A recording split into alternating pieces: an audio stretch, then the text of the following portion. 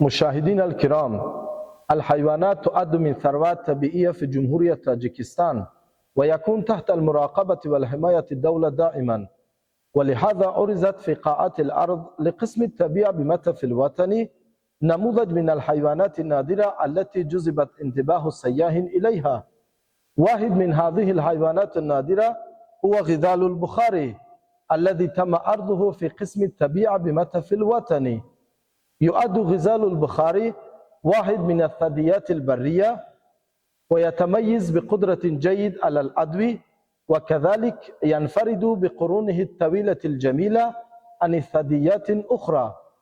يبلغ وزن هذا الحيوان إلى 200 كيلوغرام، وطول جسمه من 8 إلى 86، وارتفاعه إلى 120 سنتيمترا. جدير بالذكر أن لون الجسم غزال البخاري أصفر وهو مائل إلى البني، وفي فصل الصيف يكون أجمل مقارنة بالنسبة فصل الشتاء. يعد موطنه الغابات الواقع على ضفاف الأنهار في آسيا الوسطى، مثل أنهار بانج، وخش، وأموداريا، كذلك أراضي المحمية تغروف يابلكا ومحمية الحيوية راميت.